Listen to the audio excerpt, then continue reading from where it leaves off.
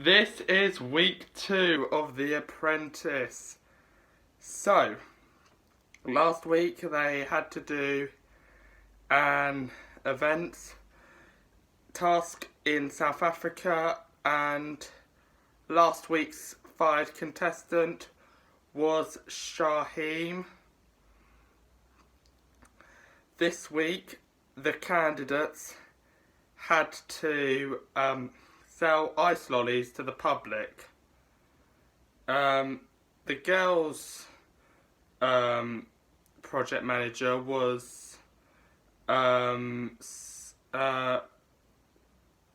Karina, and their chosen ice lolly product was they had some sort of seaweed flavoured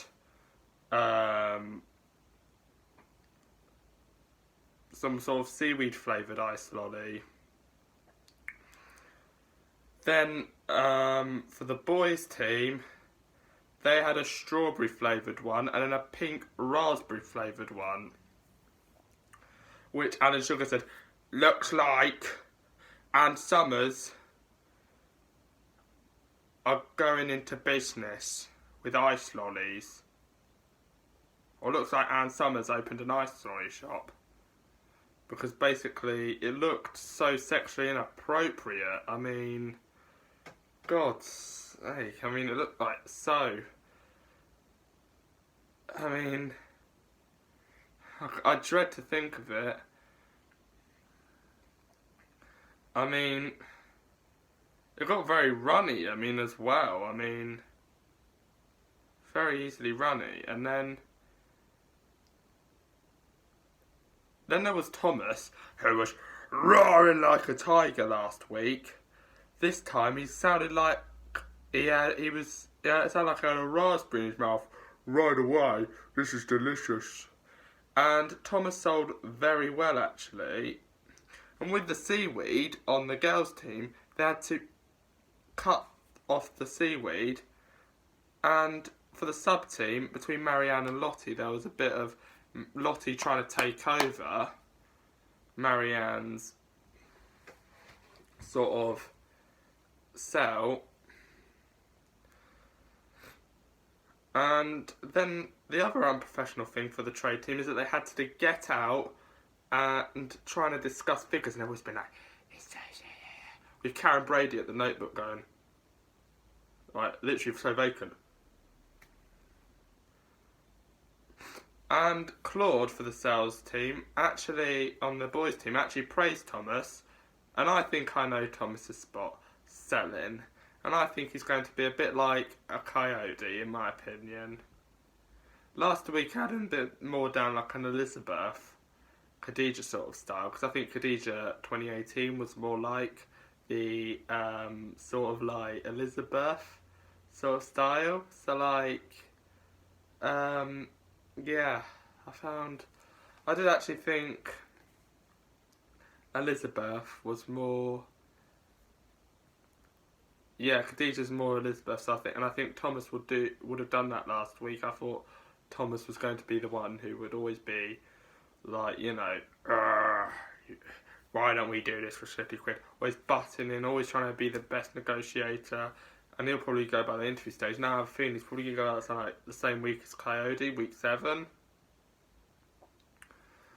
And then for the trade team, Dean, sub-team leader. Ryan Marks in, I want to be sub-team leader. Unfortunately, Dean got it. Project manager Kenneth allocated Dean. The fact is, Ryan Mark, Alan Sugar quoted, he's the project manager, he makes the decisions. Nail on the head. And Dean was absolutely so unprepared, he was just waiting there. And not only that, he was waiting, and actually the woman decided that she would buy it. And Dean said no thank you, even though it was a very inappropriate thing to do. It's the most inappropriate product I could ever see. Well, it didn't really look inappropriate, but people saw it as inappropriate. Why they saw a product as inappropriate but yet they decided to buy it because it was nice, and they weren't. That's not what they were aiming to do. And I mean, if I ever saw something that looked like a sex toy, I would definitely not buy it. I mean, but she said yes, and then Dean refused it. I mean, and the ice during the pitch was dripping on the napkin like that. It's like dripping, all running. So, between the boys' team and between the girls' team, I would definitely say the boys' team sold the best product. By far, they sold it absolutely well.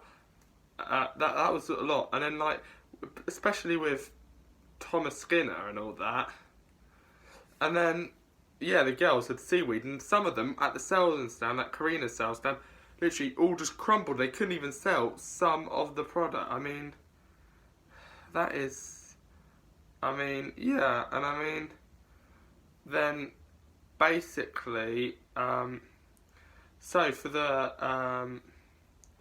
they just couldn't sell any of the products. So it's quite a shock, because basically the girls won. I mean, Lewis on the boys team didn't even want to contribute one thing after he lost as project manager last week. And they thrashed it. It's all the time. The boys' product's always better, but the girls win.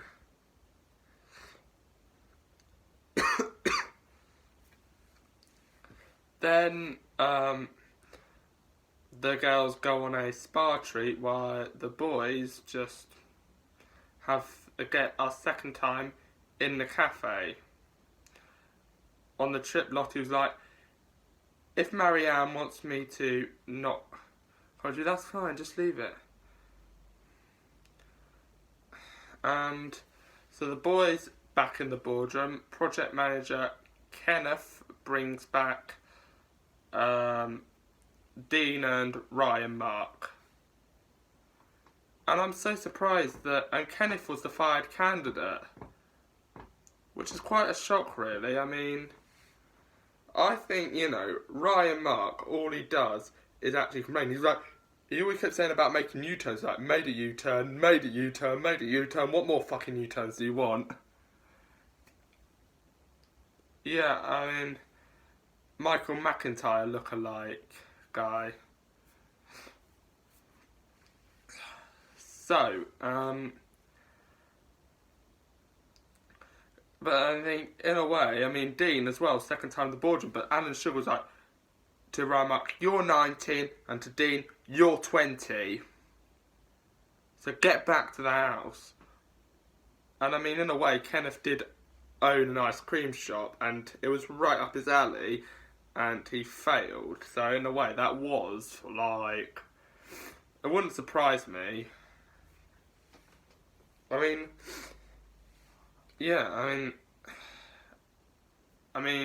Kenneth is as well 24, so... And then Alan Sugar even said he made mistakes at Ryan, Mark and Dean's age. And it's such a shock that Dean got away with it. But I think Dean would always be, be the one that win. He's probably going to be winning the competition. No, probably going to be going quite far. Yeah, that's my hope. Dean's probably going to go quite far. I don't know what else to say about Dean. I forgot about what I was going to say about Dean, but yeah. So next. Oh, and by the way, this is another preference before I go on to next week.